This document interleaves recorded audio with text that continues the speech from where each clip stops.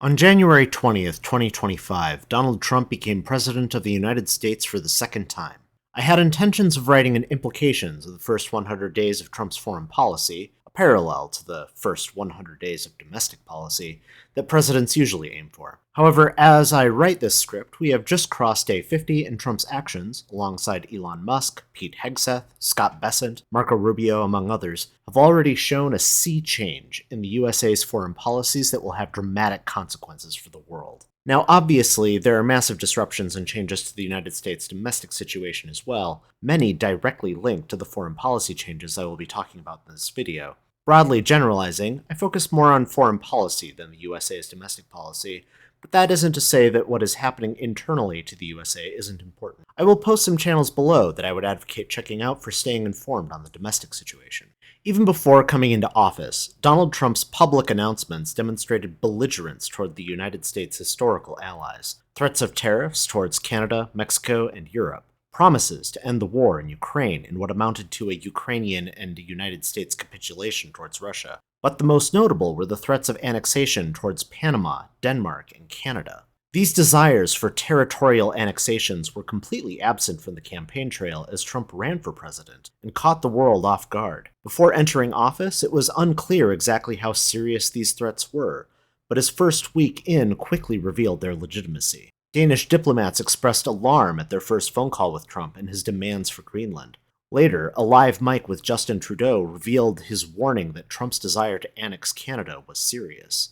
When it came to tariffs, the first country targeted wasn't Canada, Mexico, or even China, but Colombia, as retaliation for Colombian government complaints about the treatment of Colombian citizens deported from the USA. The order for Colombian tariffs, initiated on January 26, 2025, was lifted in less than 24 hours after the Colombian government said they would handle the logistics of transporting their citizens deported from the USA. But it was a sign of things to come.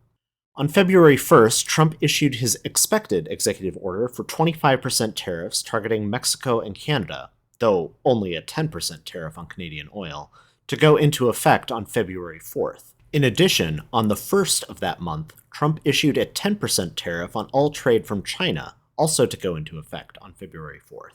Over the subsequent 2 days, Trump had phone calls with the Mexican President Claudia Sheinbaum and Canadian Prime Minister Justin Trudeau. In exchange for the USA dropping the tariffs, Mexico and Canada both agreed to continue already existing agreements on patrolling their respective borders with the United States, and working to prevent the flow of illegal drugs into the US, especially fentanyl. The tariffs on China, on the other hand, were implemented on February 4th as issued. On February 2nd, Elon Musk locked out US aid employees from their offices, and over the subsequent few days, the Trump administration made clear that they were shutting down the vast majority of US aid programs, with the remaining being merged into the State Department. While US aid's purpose is to use financial means to influence other countries for the United States' benefit, they do a lot of very real humanitarian work on the ground. The sudden shutdown of the agency led to immediate cutoffs of medicine and food across the world, and stranded thousands of American citizens working for USAID outside of the US stranded. Even as the immediate fallout of Musk's shutdown of USAID was ongoing, Trump met with the Israeli Prime Minister Benjamin Netanyahu at the White House on February 4th. He announced his plan for the Gaza Strip, to move the Palestinian population of Gaza to Jordan and Egypt, and have the USA take ownership of the Strip to redevelop into the Riviera of the Middle East.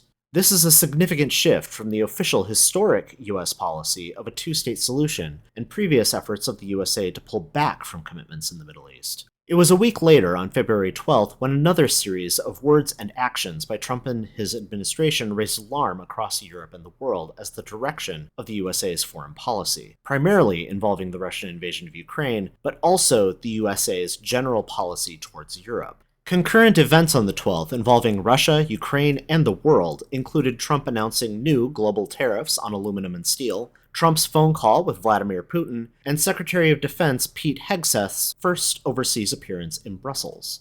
The first on this list was a new 25% tariff on all imports of aluminum and steel to the United States, to take effect on March 12th. Side note, while it is past the 50-day mark of his administration, at time of writing, I can confirm that these tariffs took effect, but the impact of their implementation are outside of the scope of this video. Continuing to Trump's personal phone call with Putin, it broke 3 years of the USA-led isolation of the Russian leader, and what was characterized as a friendly call signaled a sudden realignment of the United States' interests in the conflict.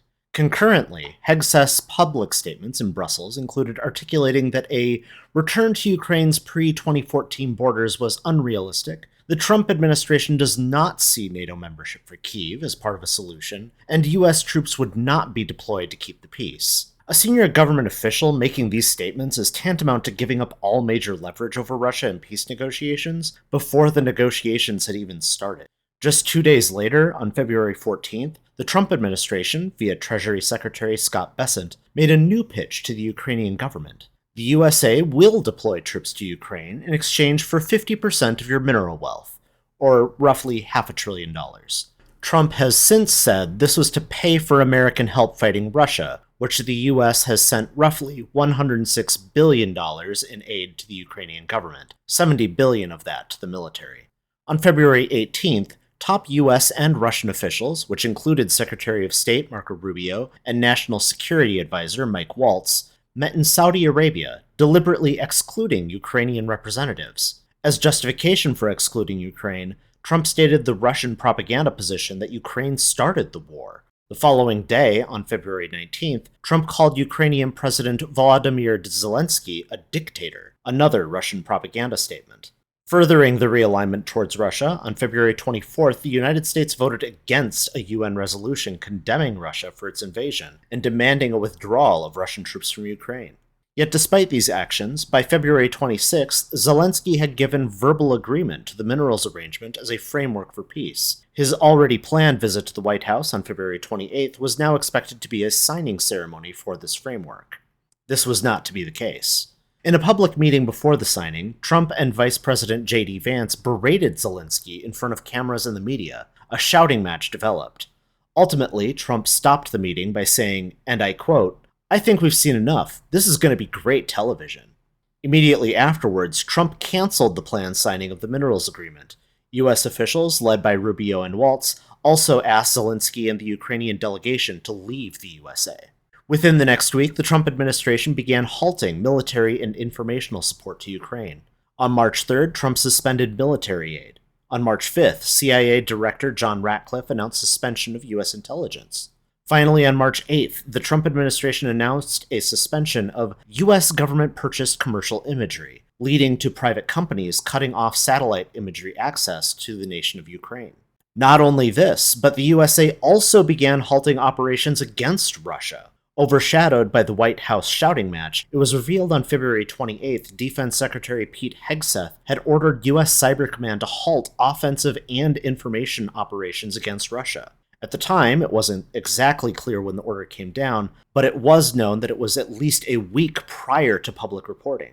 On March 3rd, it became public that the Trump administration was looking at options to ease sanctions against Russian entities and individuals as a means of increasing diplomatic and economic ties between the two countries. This series of events just since February 12th strongly signals that the USA under Trump is changing position from Ukraine as a staunch ally towards courting Russia as an ally and viewing Ukraine with suspicion. Although, just like other allies of the United States, Trump did threaten additional sanctions and tariffs on Russia on March 7th. Again, as of writing, there continues to be changes to the circumstances not only of the conflict in Ukraine, but also the diplomacy between the US and countries involved. These events are outside the scope of this video, but in future videos I will continue to talk about these changes and their implications. Hit subscribe and the bell to be notified in the future. Returning all the way back to February 12th, there were two other major changes indicated by Hegseth's speech and subsequent press conference in Europe. The first was Hegseth telling European governments that the USA won't be primary guarantor of security in Europe, which had been a geopolitical and strategic commitment of the United States since the end of World War II. The second was an off-the-cuff remark by Hegseth about the lack of capability for the American Navy to provide security in the Pacific while also challenging Russia. This public statement from the Secretary of Defense, whether true or not, is a public statement of American military weakness, something high-ranking military and government officials never want to publicly acknowledge, as it increases the likelihood of adversaries challenging your country's capabilities.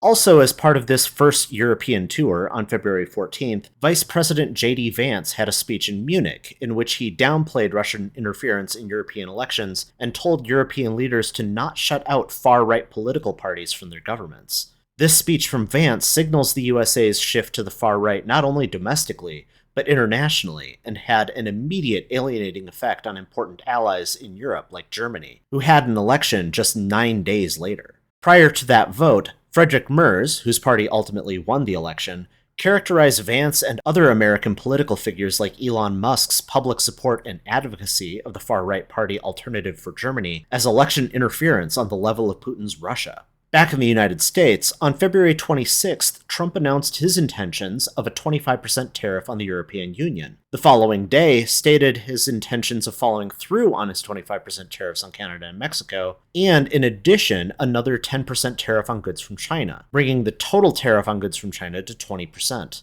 There was much debate over whether he would follow through, given the previous reprieve on the 25% tariffs on Canada and Mexico. Ultimately, on March 3rd, Trump reiterated he would be imposing the 25% tariffs, leading to an immediate drop in stock markets. When they actually did go into effect on March 4th, another drop in stocks followed, alongside Canada and China responding with their own tariffs against the United States. It took only 1 day before Trump announced a delay on auto tariffs being implemented, and 2 days before Trump signed an executive order pausing tariffs on Canadian and Mexican goods compliant with the USMCA Free Trade Agreement. Despite this, as of writing, the US stock market has continued to decline. These are just the major policy shifts that have taken place in the Trump administration's first 50 days. Any one of these events on their own would amount to a significant shift in the USA's foreign policy. Taken together, they are a massive reshaping of global geopolitics. The most notable are the direct threats to Canada, Panama, and Denmark regarding the annexations of their territory. All three of these countries are historical US allies who have long cooperated and collaborated on mutual security. The threats of annexation to these three seriously undermines the USA's security commitments not just in those three countries, but to all US allies,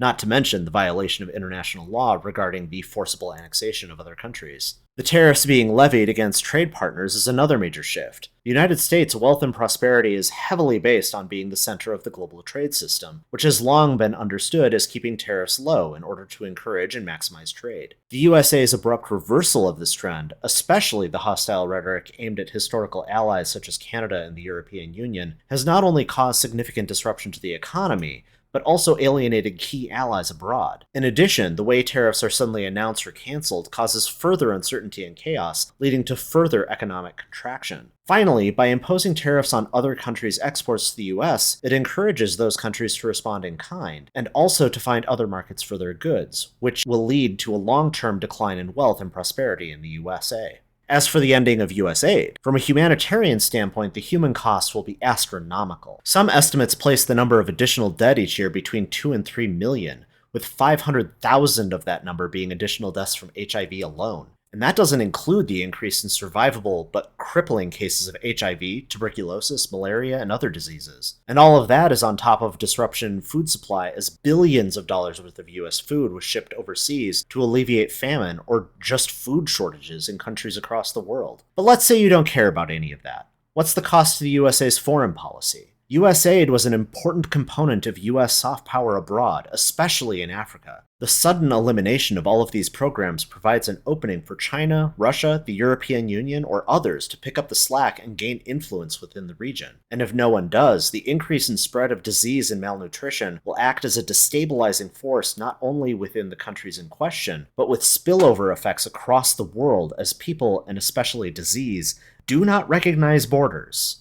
In the Middle East, Trump's proclamation of removing the Palestinian population, also known as ethnic cleansing, and annexing Gaza would not only put the United States in blatant violation of international law without even its usual fig leaf, but will destabilize the entire region. First, in moving 2 million Palestinians to other countries, Palestinian anger towards Israel and the US would mean many would actively engage in new cross-border attacks against both US-occupied Gaza and Israel. History indicates Israel would retaliate against such groups, which would lead to, second, under the proposal of moving Palestinians to Egypt and Jordan, Israel bombing and potentially invading Egypt and Jordan, countries Israel currently has peace treaties with. Thirdly, Even under the hypothetical that the Palestinians who were removed don't actively engage in hostile action, the US occupying Gaza would antagonize the peoples and leadership of virtually every country in the world, especially across North Africa and the Middle East. This could lead to a scenario where the US is even more committed to having a military presence in the Middle East, but has even fewer countries friendly to it in the region, especially if European countries also side against the USA, something that is more likely given the US policies alienating their historical allies.